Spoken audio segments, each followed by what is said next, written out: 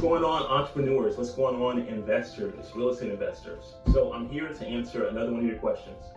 And the question I got from you guys today is essentially, Leland, should I invest in a group? Should I do real estate investing as a group? And the answer to that is real simple.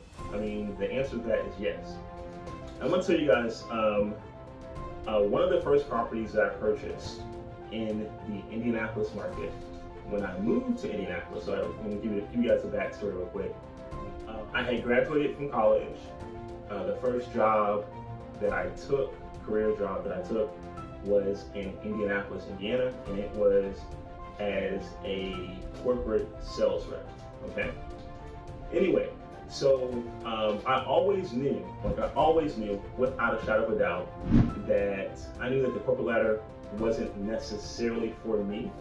I knew that when you go into college, you figure out that, wow, if I get a job paying me $80,000 or $100,000 a year, I work for them for 30 years, I'm probably only going to be, leave over this much amount of money, right? So we can all figure that arithmetic out very quickly.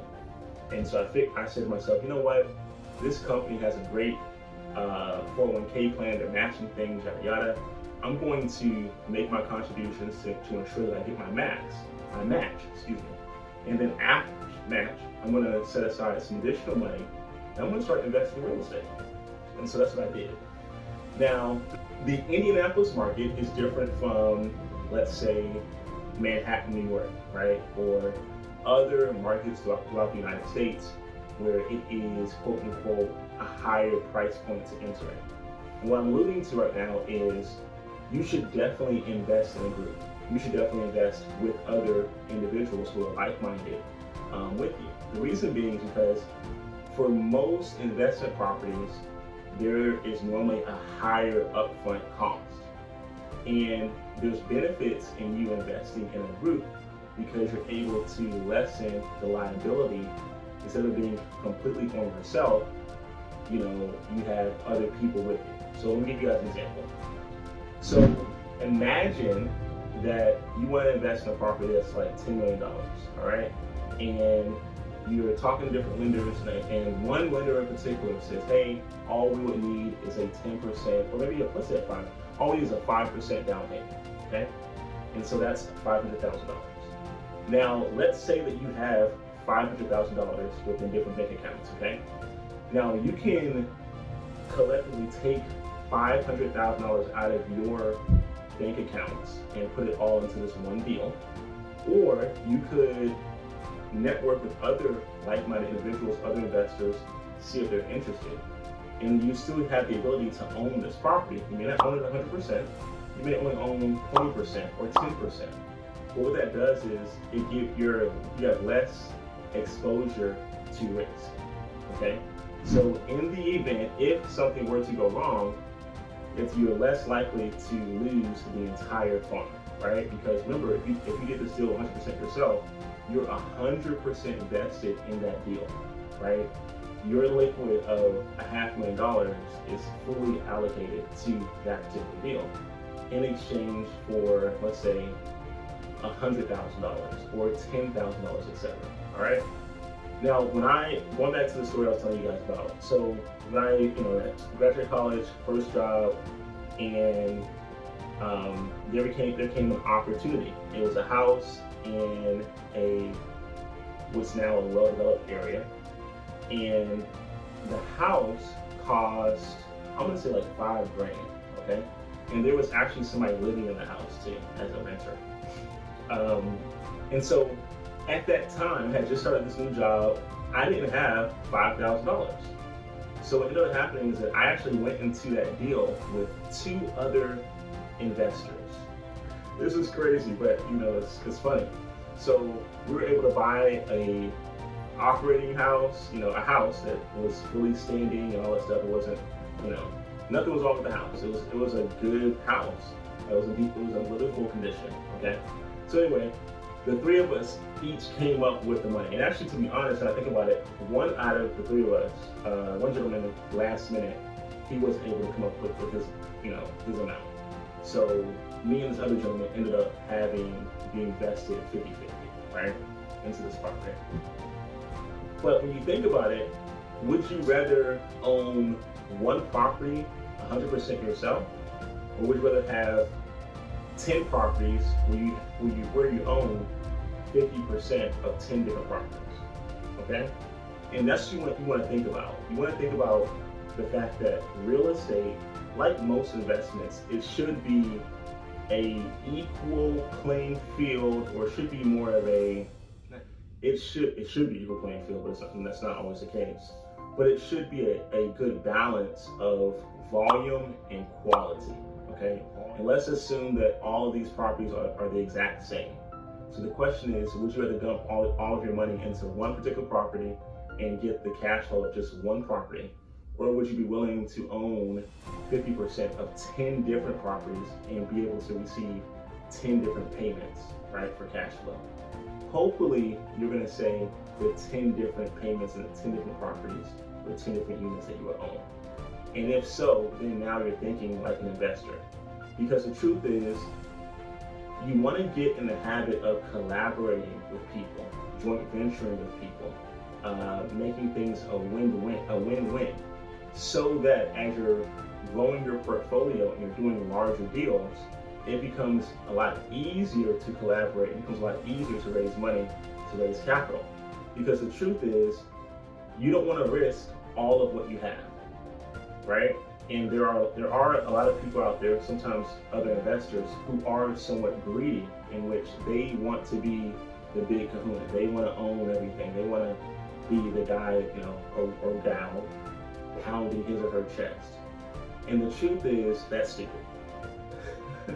It's really stupid, because it limits you on how far you can go. And there's a really good analogy out there, or adage, that says, if you want to go fast, go alone.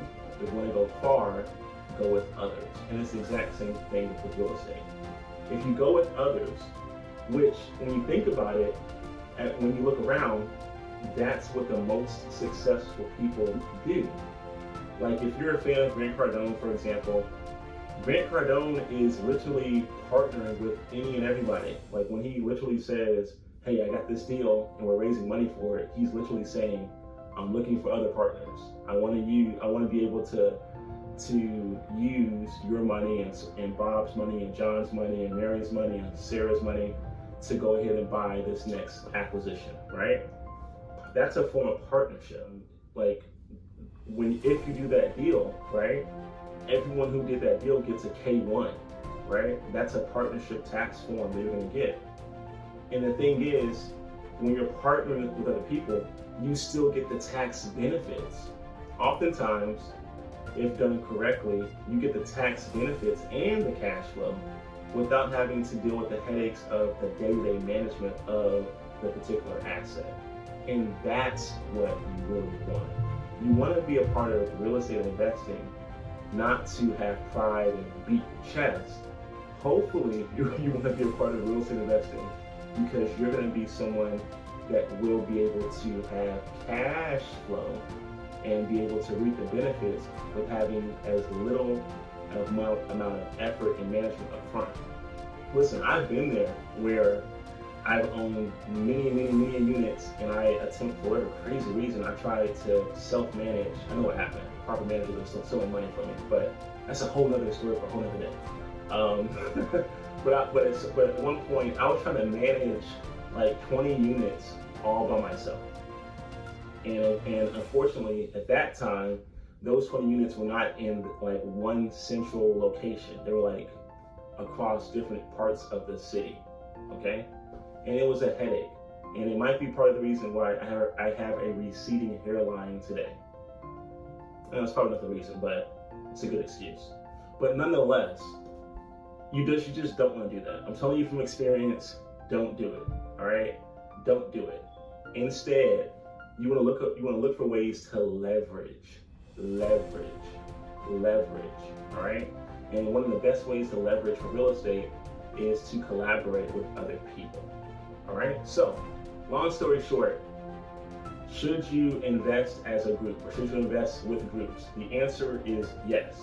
Now, you want to make your own criteria on the type of thing that you yourself would like to invest in, and then also the character of the people that you would like to invest along with. I want to say this too, this is very important.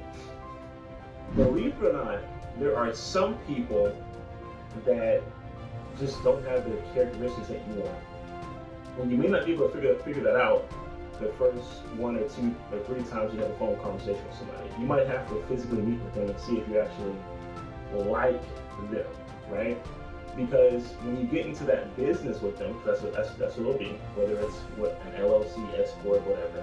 When you get in bed with them, right, from a business perspective, if they're having issues in their life about other things, you may end up being drugged into some of those same issues. So as a quick example, you may invest alongside of a woman who is married and her husband get a divorce, and because her name is also on the assets that you guys own as a collective, her husband might try to sue you, or her husband might add you in the lawsuit, or her husband might add your company in the lawsuit, right? And so now you want to get a representative, an attorney, to represent your company to hopefully get your company out of that lawsuit. When you think about it, you're like, oh, well, that's a headache. It's not that big of a headache. Yeah, sure. But that might cost the company an additional $1, 2, 3, 4, 5, 10, $15,000 just to get off of the lawsuit. When all you had to do before you got into that business with that person is think to yourself, is this someone who's stable? Is this someone who has fidelity in their marriage? If they have fidelity in their marriage, maybe they'll have fidelity in business, right? Figure out what you want your characteristics to be in a partner, because when you're investing in a group, you are essentially investing alongside of other people, and sometimes what their headaches might be could also become your headaches too. I hope you have found this beneficial. I want to let you guys know that if you are still looking to learn more in reference to wholesaling real estate as a way to get started, go to yourfirst10kwholesaling.com. That's your first 10K, the number 10K for 10,000. Yourfirst10kwholesaling.com. And when you go there, you'll be able to access a free guide. It'll be sent to your email. And inside that free guide is actually a lot of cool automation tools that I use in various businesses, especially my real estate businesses. All right, so with that being said, if you like this, let me know. If you have any questions or comments, or if you have another video you want me to shoot and answer the questions for you, please put that in the comment section, and I will see you on the next one.